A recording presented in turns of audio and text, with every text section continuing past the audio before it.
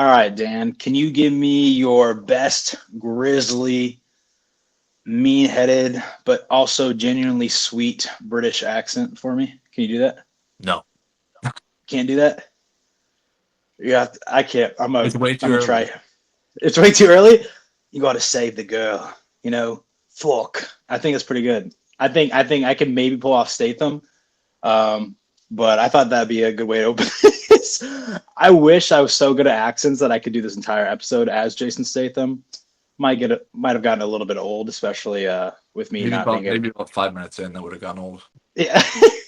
But we are, of course, talking about a working man. We were much anticipating this movie, maybe after The Beekeeper, which we will get into. But yeah, a working man came out this weekend, directed by David Ayer, starring none other than Mr. Jason Statham. And we saw this movie. A lot of people looked at this and said, okay, an occupation, Jason Statham, something happens. I feel like we got this last spring, and we did. But the other people who are in this movie as well is really just David Harbour, Michael Pena, Ariana Rivas. She has a big role to play, and that's about it. There's a lot of side characters, I would say. A lot of antagonists in this, which I sent you a message about that right after viewing it. We saw this at like the exact same time, so it was cool to feed off of each other. But yeah, The Beekeeper, surprisingly, both me and you liked. And we can get into why that is as we get into our grievances with The Working Man. But we unfortunately did not like this movie. Dan, what are your initial thoughts on it? What do you want to say first?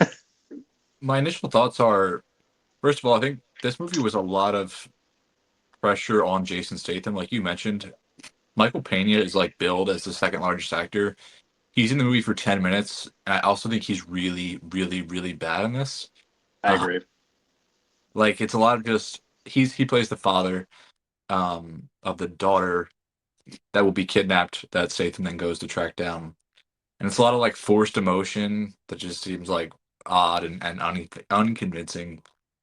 Um, and yeah, and David Harbour is the next biggest person, and he's again here for like 5 to 10 minutes. He's playing this like I guess blind or mostly blind veteran that used to work with Statham and just kind of gives him generic advice. I don't really understand what he's doing here. But he's a name, I guess they can bill. So I didn't even know I didn't even see him in the trailers. Like I didn't even know he's a part of this. yeah, And I saw his name in the opening AI credits. I was like, yeah. From David. that, I was like, oh man, yeah. The opening credits are like just this like random collection of AI images moving around, and I was just like, oh It's boy, like industrial equipment mixed with like grenades.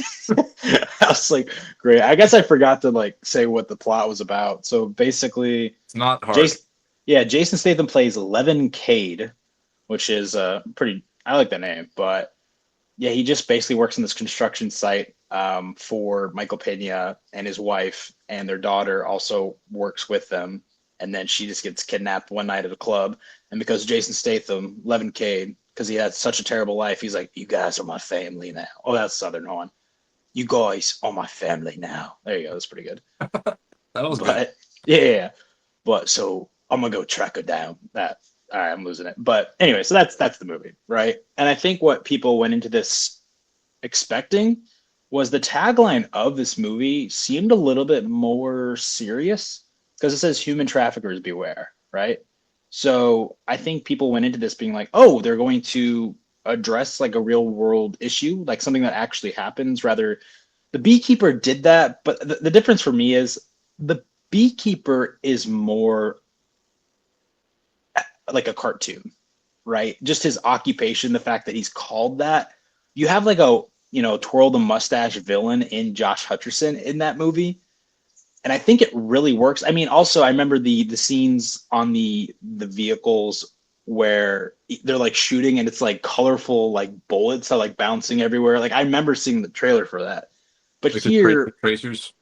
yeah, yeah. Yeah, yeah. And here, I guess it's more serious. It doesn't feel like that, even though the tone feels the same. But the thing is, I was. going into this expecting some type of conversation, some type of focus on Ariana Rivas' character, Jenny, the one who gets kidnapped. She also, like Michael Pena and David Harbour, she gets the most time out of anything, but she's not really a character. I feel like also she doesn't act normally for someone maybe in that situation. She never seems worried.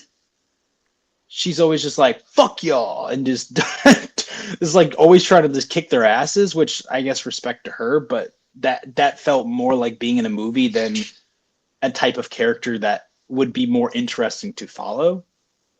Yeah, I also thought it was funny they like they were very careful to like lay out that like she does karate, and it's like just because she does karate doesn't mean like I don't know.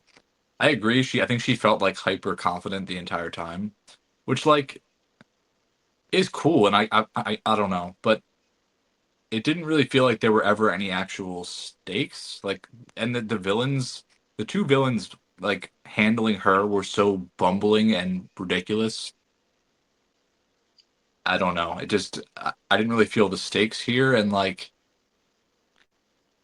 I think the main difference. I mean, looking at the Beekeeper, the thing with the Beekeeper, it was written by Kurt Wimmer, who wrote The Expendables. He wrote Salt. He wrote Law Abiding Citizen. He wrote Equilibrium, The Thomas Crown Affair. Like, he can write action. Like I think it can make that kind of movie. And like, I think actually, I might have hurt myself a bit here because he wrote the fourth Expendables movie, which is supposed to be the worst. But he did write some good movies earlier in his career. Like Law Abiding Citizen is silly, but very entertaining, self aware. Um, like A Working Man was written by David Ayer and Sylvester Stallone, who, um, any personal feelings aside, at this point in his life, like I think his brain's kind of mush. Like, I don't think he should be necessarily writing. Um, and looking at what David Ayer was not involved with writing The Beekeeper. The last thing he wrote was The Tax Collector in 2020 with Shia LaBeouf and George Lopez, which I didn't see. Have you No, seen that? no, but I heard that was not very good. And then before that, he wrote Suicide Squad, which is um, truly a horrendous movie. The more like I've watched that movie a lot of times. Um, it's very bizarre, and I think a lot of the things that were problems there are kind of problems here. Like the way it jumps around, the way it's edited, the way it uses music. Like this Suicide Squad was famous for like just having all these needle drops and going from like one to the other, and just this movie very much does the same thing. There's like it just jumps around, and like the music will switch like entire genres and just be like seemingly unconnected to the story. It's very distracting. Um, but yeah, to circle back to what we were talking about, this movie doesn't always know that it's silly. And a few of the actors I think do, like the guys playing the villains, a couple of villains, like the Hunt henchman. This movie has the largest moon I've ever seen in my life. Did you Yeah, see the moon? that was when she escaped, right? She's on the It's the road. entire dude. It's the entire last half hour. The moon is like the size of like I don't even know, like a planet, like right next to Earth. It's that to me is so funny. Um, but sometimes this is taking and Statham is playing this so serious, Yeah, and it's just like it doesn't even look like he's having fun with it. Because it's almost trying to be like taken, which is heavy, mixed with like John Wick. Like there's so much John Wick rip off shit in here. With the villains, with the aesthetic, with like the music and the club scenes, and like there's always a club scene. There's it's always a club scene. which ironically I think the club scene is like my favorite scene in the movie when the one villain walks in. He has like a M60 with no stock. He just walks in and like shoots up the club for no reason. Just like shoots up in the air, and then there's like a confrontation. But like that's the only scene where I was like, oh, this looks cool and is entertaining. Yeah. Um, What did you think about all the? Because that was my number one thing was all the antagonists they had. I got really like confused, and I don't think that's on me. Like I thought they would be done with like the there's these characters, this group that's like the drug people, and that's how he gets connected to the Russians who have kind of hired the people who took her. And but the guy who sells drugs is like an ex-military. So Yeah. there's like So this weird connection between him and Statham, like rest in peace, brother. As he like kills him. yeah, that guy gets like the most vicious kill in the movie, and he's like the least bad person he interacts with. And he stabs him and then stabs him through the throat, and it's like this linger. I was like, why is this so aggressive? And then they have a little moment there, but yeah, it's like he gets in touch with a drug dealer, and the drug dealer works for Demi, who is the guy that actually ordered The the people. the ordered the kidnapping. The kidnapping is done by two other villains who are standalone, like contractors, I guess. So you have the drug dealers, you have the kidnappers, you have Demi, you have another boss who gets killed. Spoilers, sorry. Earlier in the film, you have these two guys in these ridiculous tracksuits. Not even tracksuits. I don't know what they're wearing. Ridiculous outfits who are just like another set of goons, and then you have another boss Yeah, who's like above everyone. Demi's uncle. No, Demi's uncle, I think, and his brother was the one spoiler that died. His And uncle is then the one from the house that gets kicked into the pool. okay, and then yeah, and then there's like a Russian meeting, and then there's another guy who's like possibly like the sequel The big boss. antagonist. Yeah. So this is also from a series of 12 books. So like they could make unlimited numbers of these if they wanted to, which I hope to God it doesn't happen. I They wonder made how these. like faithfully this is adapted from the book, where they're just like, we need to introduce every single villain in the entire book series in this movie. Well, I guess it doesn't matter because a lot of them don't make it, but Yeah, I think it's I'm shocked that this is based off a book. I think they're like it's like comic books. They're like I don't know if they're graphic novels or what, but there's 12 of them. So Okay. which I guess makes sense maybe for some of the visual inspiration, or maybe the moon is like that because it is in the like something like that. Like I guess, or maybe those like ridiculous outfits are from like the comic or whatever. But again, if you want to have a goofy story, you have to lean into it. You have to be aware that the movie is goofy. And when you're trying to tackle a topic like girls being abducted and like sold into sex slavery, like it's tough to make that a goofy haha. Yeah, I just don't think you can. And I think that's the main issue with this movie. Yeah. Whereas in the Beekeeper,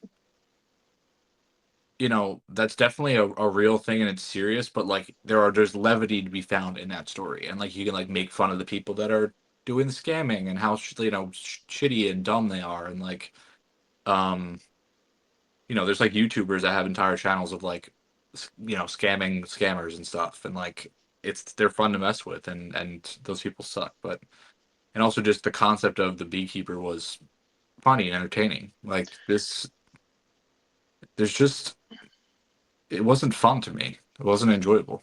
No, and another thing that I'm reminded of in the Beekeeper that I really liked that's not present here is the fact that you can just say this crime, right, happened to this girl in this film. And in The Beekeeper, it happens to this grandmother, right? She gets all of her money stolen. Well, there is a character who has a main connection with the grandmother in that story who's helping drive the plot forward. She is ever present. She's always there. It's a police officer, I believe that was her grandmother. And she's part of the plot. She's trying to hunt down Statham, but also she's not doing it with that much, assertiveness because she wants to catch these guys as well. Here, there's nothing. There's just Statham. And I guess you could say, well, it's because, this girl is his family now or something like that. But there's like Michael Pena maybe could have came along, something like that. It doesn't just, you don't feel any weight because you don't really think these two have a connection. They're not related and they just had one conversation where he's like, "Yeah, I can teach you, some moves, something like that." But and then Also, also, I was just thinking the fact that I guess this is spoiler discussion. This is our first review on our channel, so maybe we shouldn't do. I feel like reviews really, or our channel, our podcast. I feel like reviews don't typically spoil stuff, but we have already. So, but there's this one peculiar scene where he gives them his driver's license, and it's his like legit name on it, and then they're like, "This guy has done us wrong. Do we know his name?" They're like, "Yep." Then they go burn down his father-in-law's house. I was very confused by that. This oh guy wait, wasn't the ID he didn't he say his name? Didn't he have a fake that was like Billy something? I think maybe I his last name was different. They still knew who he was, I believe, based off of the ID. no, so I want to say they got his face and then they used some kind of soft bullshit software or something because I think he was like, my name's Billy blah. Like I assumed that was what was on the ID because why would he say one thing and then give them the Yeah. ID with his name? I think it was a fake. So Okay. I think you're right. Maybe you're right then, because his name, that name. Okay, good. Anybody listening, I hope I'm wrong, because yeah, when he does give him the that was the ID, best story. I don't think he says Levin Cade, which is his actual character name in the film. Yeah. Maybe you know what he maybe did? Maybe he did. Maybe that was his father-in-law's name, who was a doctor, I believe. Was his And he name just gave. Billy? I'm trying to look it up right now, and he just gave him his father-in-law's name and didn't expect him to just burn down his place. It's pretty funny. Maybe not. Maybe he did give him a fake name. Okay, that makes a lot more sense. Yeah, but still, like to that point, all these villains are like connected and working together. They know what he looks like almost immediately. Like it seems like there's just a lack of communication between them. Like I don't know how he's able to exist for this long. Also, it's one of those movies where like he just survive. Like people will just have guns pointed at him point blank and then just either not shoot him or just shoot around him. And it's just like at a certain point, again, if you're taking the movie seriously, it's just like this is stupid. Like write it in a way that like it's just lazy. I don't know. Yeah, because obviously, I don't believe we're supposed to take this movie that seriously. But then also, when you have the the topic of human trafficking, you can't say take some of this seriously, but not all of it. That's where I'm just like, I don't think you successfully made what you were trying to make, or you just didn't make it well. Yeah, yeah, I agree. I mean, one good thing here is like they made this. I mean, they made it for $40 million, which like it's not nothing. It's but at least it wasn't like a ridiculous budget. But I don't know. I guess this will make money. Um, but we'll have to see. And then I'm assuming it's going to go right to Prime Video. So I actually believe it's going to beat Snow White too. So Jason Statham's Working Man There's is no way. is suspected to open up with $15 million opening, putting Snow White to sleep and sending Jenna Ortega's Unicorn out to the pasture. Wow, what a title by Deadline there. The Unicorn. Wait. Snow White's not going to make $15 million this No, week. so this weekend. Yeah. So basically, yeah, obviously this isn't the first weekend, but this weekend it's not expected to make more. So, yeah, Snow White is going to be number 2 at 13.7 million. 68% drop $13.7 million. in the second weekend. Oh my god, Yeah. So, it's rough out there for Snow White fans. that is absolutely crazy. Yeah. But overall, I think we both gave Working Man the exact same score. I think 1.5. Yeah, and And again, we like despite what people, I think some people may think, like it's not hard for me to like something like this. Like if you we like if the you can just Beekeeper. if you can just make like a competent like baseline entertaining action movie that's like fun and funny and like entertaining, like I like it. Even stuff like the Expendables movies, like I enjoy those. They're enjoyable, like they're fun. Um, this is just like so self serious and just depressing, like not depressing, but just like it's not. There's no life to it. Um, I don't think it knows what it wants to be, and it's just not well written. The script is ridiculous. The characters are not real. It's just bad. Yeah, I And it'll want to make make money too, like you said. So it will make money. I saw Vet's movie. Vet's movies put out the top 10 highest grossing movies of the year, and Flight Risk was number 10. Did you see that? yeah, and like, dude, I mean, and this is, I mean, not to be, I don't want to, it's not political, but I think like we're gonna get more stuff like this. Um, I think for the next few years because I think people think this is what people want, and it may be what a lot of people want, um, which is concerning.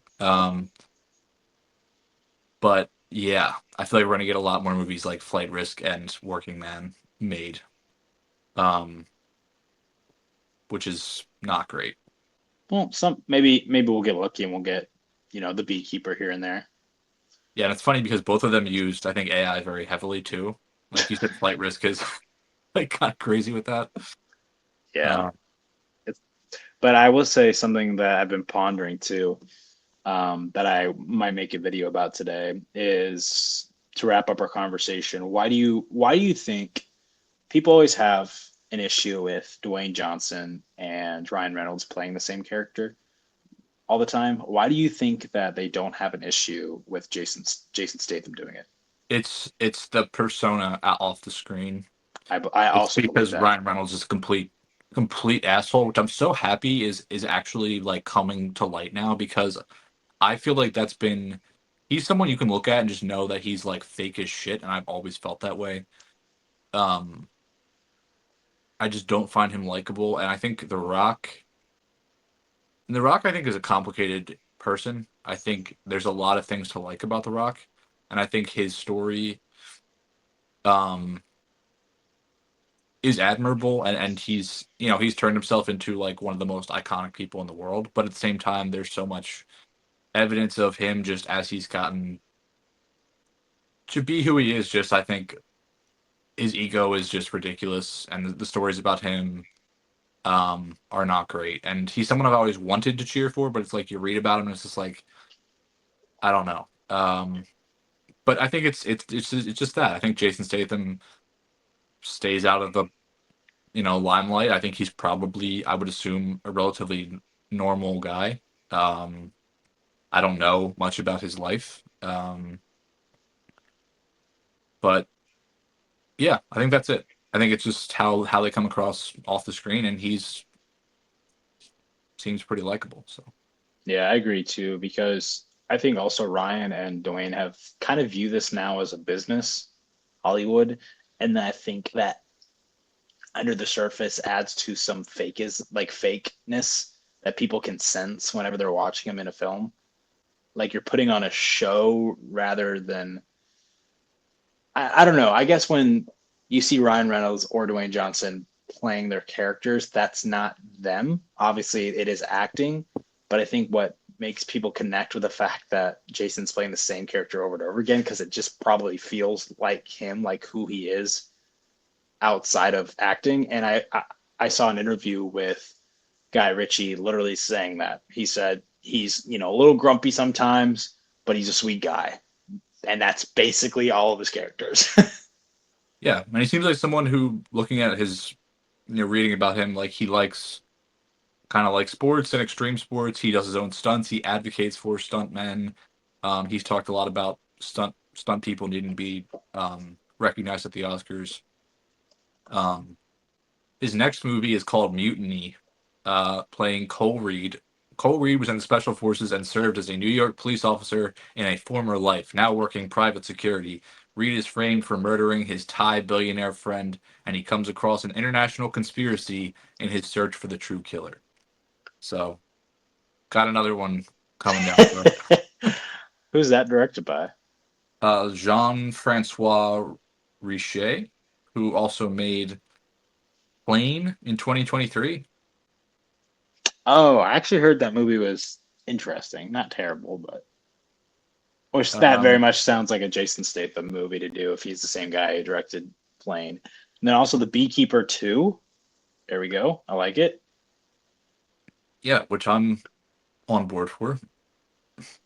And then we have the same guy who directed Greenland, Angel Has Fallen. Yeah, this sounds an untitled Jason Statham thriller is what we got, which he deserves that respect to have his name on something like that. Yeah, and I do like him, and like I said, I wanted to like this movie. I really tried. I just couldn't. I did as well.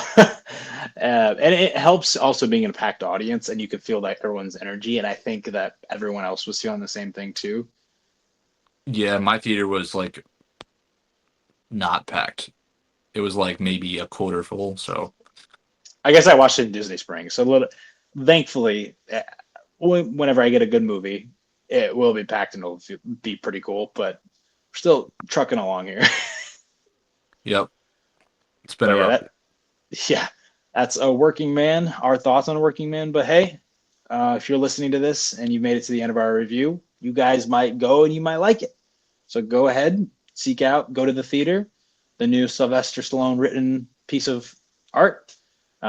David Ayer, Jason Piece of Statham. art. I didn't think I you don't. read the art. No. This is not me. This is this person's perspective. Anyways, yeah, go ahead and form your own opinion, but check back next week because I think me and Dan are going to be reviewing the Minecraft movie. That should be really fun. But until then, peace out, everybody. Thanks for listening.